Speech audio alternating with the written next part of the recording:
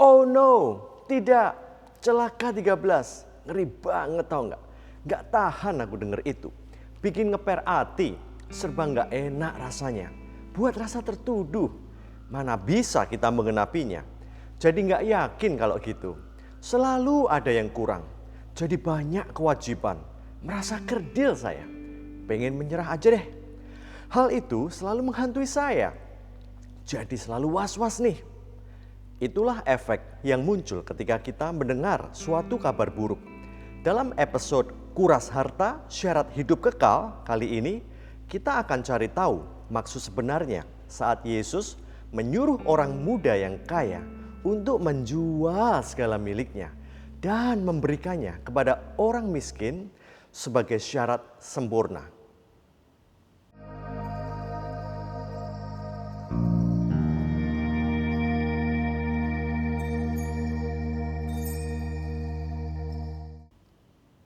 Dalam seri Bad News, episode Kuras Harta, Syarat Hidup Kekal ini, saya bersama warganet surgawi akan mengeksegesis Matius 10 ayat 16-26 yang dilengkapi versi Markus dan Lukas.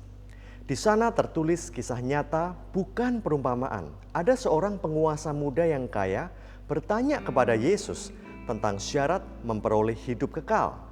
Yesus menjawab serangkaian syarat dari 10 perintah Allah. Jangan membunuh, jangan berzina, jangan mencuri, jangan mengucapkan saksi dusta, jangan mengurangi hak orang, dan hormatilah ayahmu dan ibumu. Singkatnya, kasihilah sesamamu manusia seperti dirimu sendiri. Penguasa muda itu mengklaim sudah menuruti semuanya sejak kecil dan seolah menantang, apalagi yang masih kurang. Mendengar jawaban itu, Yesus berkata, ada satu yang masih kurang. Jika hendak sempurna, orang muda itu disuruh menjual segala miliknya dan memberikan seluruh hasil penjualan itu kepada orang miskin. Mendengar standar yang begitu tinggi dari guru yang baik itu, pergilah ia dengan kecewa dan sedih, sebab banyak hartanya. Setelahnya Yesus menyatakan kepada murid-muridnya, lebih mudah seekor unta masuk lubang jarum daripada seorang kaya masuk kerajaan Allah. Bertahun-tahun ayat ini mengganggu logika orang Kristen. Karena diajar bahwa syarat masuk surga adalah dengan menguras hartanya dan membagikannya kepada orang miskin. Di situ memakai kata jualah segala, hosos, bukan hanya sebagian milikmu saja. Hosos artinya sebanyak yang kau miliki. Jadi jika kita punya motor, rumah kecil maupun besar, dan tabungan, semua harus ludes dikuras untuk diberikan kepada orang-orang miskin. Namun kenyataannya kok hampir semua orang Kristen masih memegang harta bagi dirinya sendiri tanpa menguras semuanya untuk orang miskin. Berarti mereka tidak sempurna dan jauh dari kerajaan Allah dong. Semua yang masih punya rumah, kendaraan, dan tabungan tidak masuk surga dong. Tapi kok mereka masih bisa mengajak orang untuk sempurna dengan mentaati seluruh perintah Yesus? Apa sih yang sesungguhnya terjadi di sini? Bro and sis, orang muda ini adalah seorang ruler atau penguasa kaya yang terlalu percaya diri, bukan percaya Yesus. Dengan bangga dan sombongnya, dia merasa telah sempurna menuruti seluruh hukum Taurat. Dia sampai berani loh meminta Yesus mengaudit perilakunya. Dengan pedenya dia bertanya, kurang apa lagi? Sambil berharap Yesus menjawab, kamu telah sempurna, kamu layak memperoleh hidup kekal. Namun jawaban Yesus benar-benar di luar dugaannya.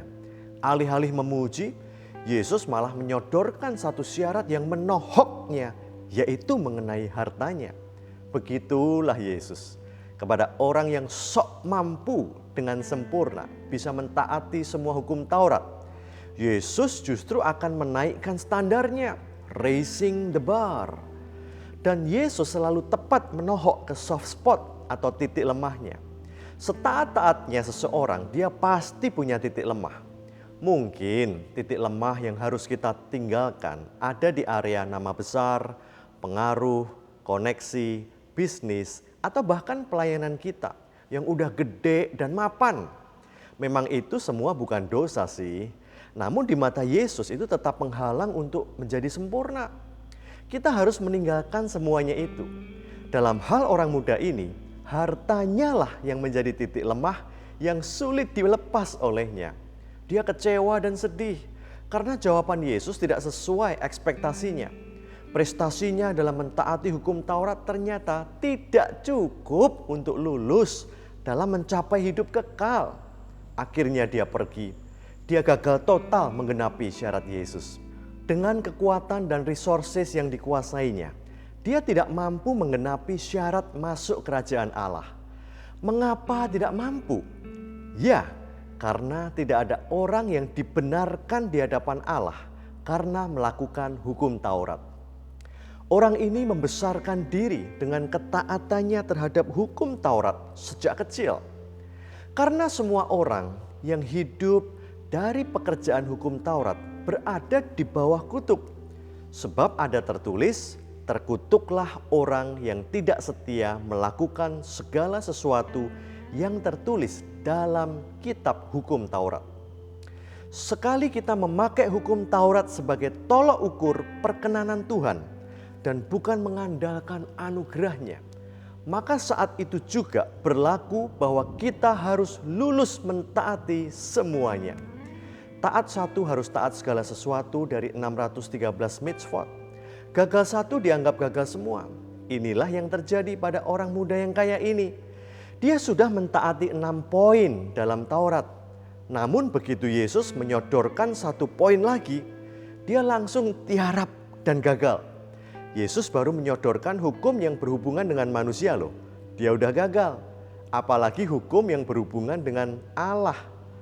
Lagian saat Yesus mengutip hukum terutama yang kedua, yaitu kasihilah sesamamu manusia seperti dirimu sendiri, orang muda itu dengan pedenya mengklaim sudah melakukannya juga.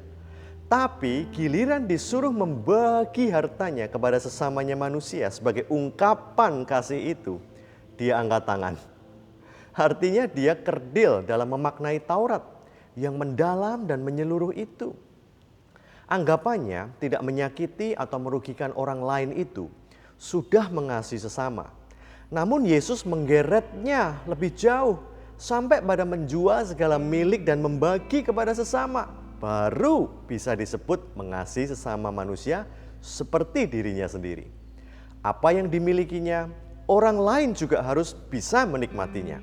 Ternyata sejauh itu, mana ada orang yang mampu.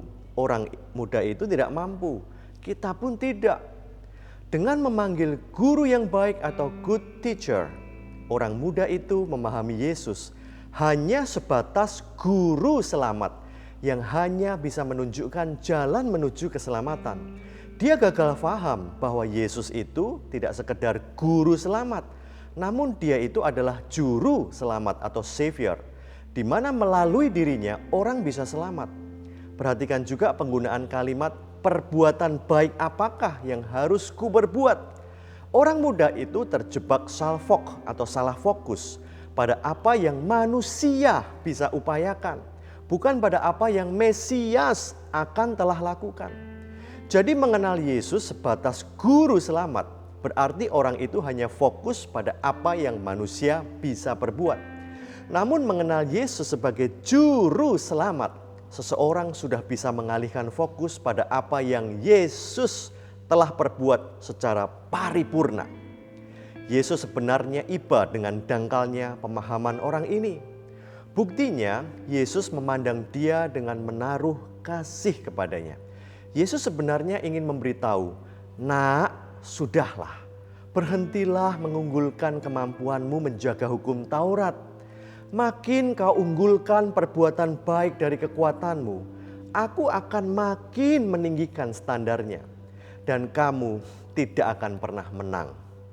Yesus ingin orang muda itu sadar dan mulai mengakui hanya karena kasih karunia dan oleh iman saja ia bisa beroleh hidup kekal. Bro and sis, Kisah yang tadinya menghantui kita dengan bad news-nya bahwa untuk beroleh kerajaan surga, kita harus menguras harta kita. Sekarang tidak lagi. Karena di kisah ini Yesus tidak menyuruh kita orang percaya non-Yahudi ini untuk secara letterleks melakukan itu. Suruhan menguras harta untuk dibagi-bagi itu dimaksudkan untuk mencelikkan betapa tak berdayanya manusia menggenapi hukum Taurat. Yesus ingin membuktikan kepada murid-muridnya bahwa orang sempurna di mata Allah itu bukan karena perbuatan baiknya. Orang sempurna itu karena imannya kepada karya salib yang sudah menebus segala kekurangannya. Pernyataan lebih mudah seekor unta masuk lubang jarum daripada seorang kaya masuk kerajaan Allah juga punya arti tersendiri. Ada yang menafsir unta yang pulang dan masuk secara merunduk melalui pintu gerbang yang bernama lubang jarum di Yerusalem. Namun banyak juga yang menyaksikan ada tidaknya pintu itu sesungguhnya.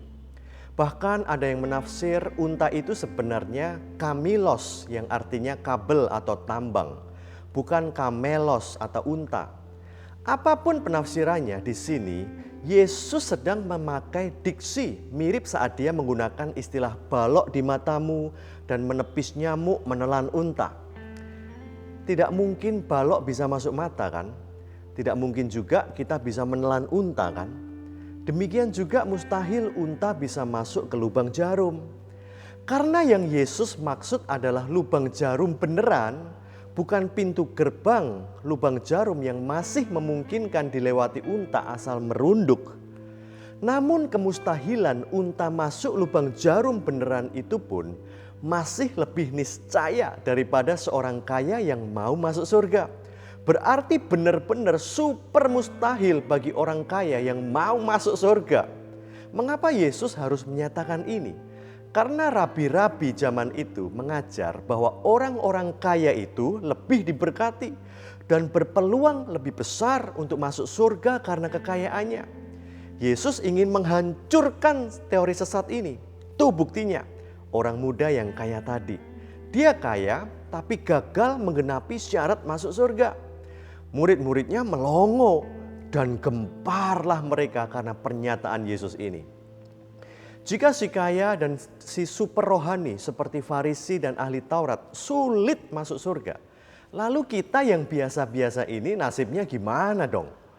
Tetapi Yesus menegaskan, bagi manusia hal ini tidak mungkin, tetapi bagi Allah segala sesuatu mungkin.